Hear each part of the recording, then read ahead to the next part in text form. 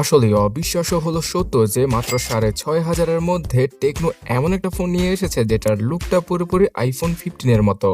এছাড়া 5 কাটআউটের display, higher refresh rate এবং সর্বোচ্চ 6 জিবি র্যাম ইউজ করার সুবিধা সহ এই ফোনটার ক্যামেরা সেটআপ আসলে বাজেটের মধ্যে মারাত্মক লেভেলের। সো গ্যাস, টেকনো পপ 9 এর এই 4G ভেরিয়েন্টটা আদৌ কেমন হবে আমাদের জন্য, তাছাড়া অনলাইনে মানি ইনকামের জন্য এই ফোনটা পারফেক্ট কিনা এবং বাংলাদেশি বা কেমন প্রাইসে কবে থেকে পাওয়া যাবে সবকিছু সম্পর্কে জানতে লাইক এবং সাবস্ক্রাইব করে দেখতেই থাকুন।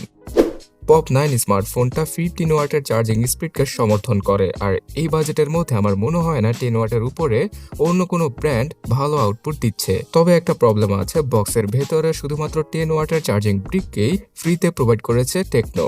তার পাশাপাশি একটা ব্যাক স্টিকারকেও দিয়ে দিয়েছে তারা, এবং অন্য 10টা স্মার্টফোনের মতোই USB type C data cable, SIM ejector tool সহ একটা ট্রান্সপারেন্ট টিপু কেসকে ফ্রিতে প্রোভাইড করেছে টেকনো বক্সের সাথে। তো এত অল্প বাজেটের মধ্যে এত অ্যাক্সেসরিজ হয়তো অন্য কোনো ব্র্যান্ড কখনোই প্রোভাইড করবে না। আর এই পপ 9 স্মার্টফোনটার ডিজাইন অবিকল টেকনো স্পার্ক গো 1 স্মার্টফোনটার মতো, যেটা কিনা বাংলাদেশের মার্কেটে 10, 11 এবং 12,000 টাকার মধ্যে মার্কেটটা কাঁপাচ্ছে। তো এই আইফোন 15 লুকের সাথে আসা পপ 9 4G স্মার্টফোনটাকে দেখতে আসলে মারাত্মক লাগে। কি বলেন আপনারা? অবশ্যই কমেন্টে লিখে জানাবেন।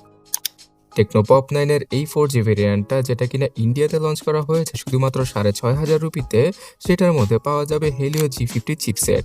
আর আফ্রিকার মার্কেট সহ থাইল্যান্ডে যে ভেরিয়েন্টটা লঞ্চ করা হয়েছে সেখানে ইউনিসকের T615 এই চিপসেটটা রয়েছে, যেটা কিনা G50 থেকেও বেশি পাওয়ারফুল। সো এই মিডিয়াটেক হেলিও G50 চিপসেটটার জন্যই ইন্ডিয়ান মার্কেটে এত কম প্রাইসে লঞ্চ করা পসিবল হয়েছে টেকনো পপ 9 স্মার্টফোনকে।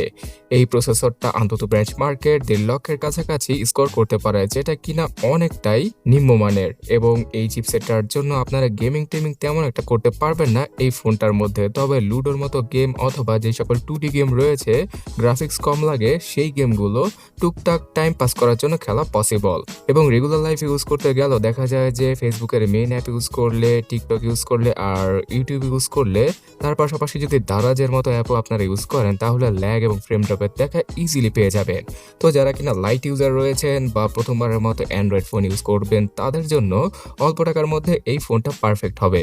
এখানে ফেসবুক লাইট আর ইউটিউবে ভিডিও দেখা এইরকম ছোটখাটো কাজগুলো এই ডিভাইসটার দ্বারা সেরে ফেলা পসিবল।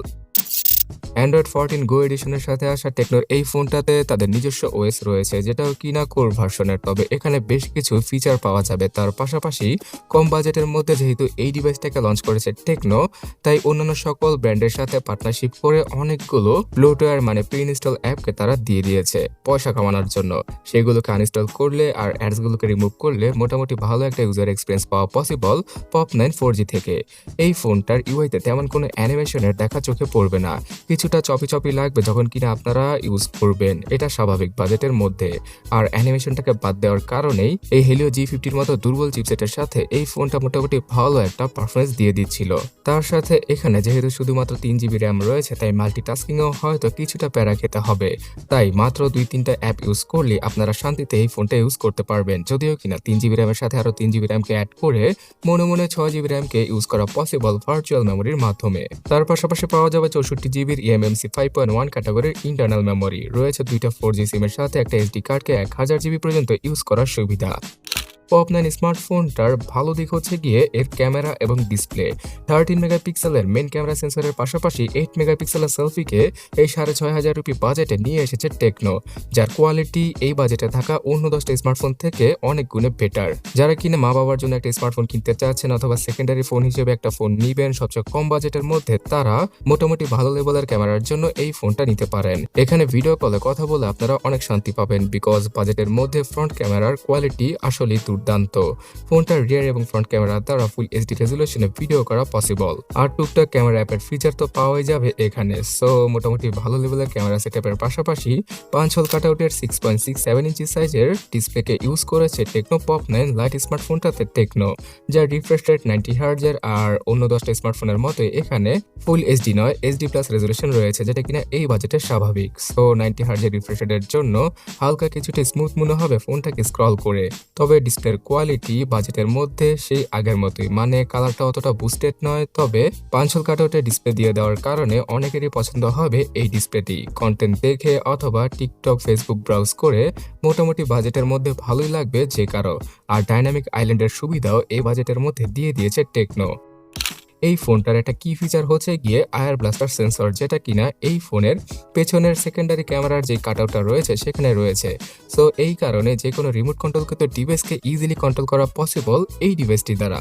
5000 এমএএইচ ব্যাটারির সাথে আসা টেকনোর এই ফোনটা 15 ওয়াটের চার্জিং স্পিডের মাধ্যমে 2 ঘন্টারও কম সময়ে ফুললি চার্জ করা পসিবল। তবে বক্সের ভেতরে শুধুমাত্র 10 ওয়াটের চার্জিং ব্রিকটা থাকায় হয়তো অনেকেই 15 ওয়াটের চার্জিং ব্রিককে কিনবেন না আলাদাভাবে। সো গাইস, এক কথায় বলতে গেলে টেকনোর এই ফোনটা বাংলাদেশের মার্কেটে 8000 টাকার আশেপাশেই পাওয়া যাবে এবং উক্ত বাজেটে আমার মনে হয় যে ডিজাইনগত দিক দিয়ে, ডিসপ্লেগত দিক দিয়ে আর ক্যামেরাগত দিক দিয়ে এই ফোনটা মার্কেট কাঁপাবেই। যারা কিনা মা বাবার জন্য অল্প বাজেটে ফোন খুঁজছিলেন, শুধুমাত্র তারা টিকটক দেখবে অথবা ইউটিউব দেখবে, এই কারণে তাদের জন্য ফোনটা পারফেক্ট। আর সেকেন্ডারি ফোন হিসেবেও কম বাজেটের মধ্যে এটা সবচেয়ে ভালো হতে পারে। তবে ভিডিও এডিটিং অথবা অনলাইনে মানি ইনকামের জন্য যদি এই ফোন নিতে চান, তাহলে এই বাজেটের মধ্যে এটা আপনার জন্য বেস্ট হবে না। আপনারা 15,000 টাকা বাজেটে মোটামুটি ভালো লেভেলের পারফরমেন্সযুক্ত ফোন পেয়ে যাবেন, সেগুলো দেখতে পারেন। আর 15,000 টাকার সেরা ফোনগুলো সম্পর্কে জানতে ডান পাশের ভিডিওটাতে ক্লিক করুন অথবা কমেন্ট সেকশনটা চেক করুন।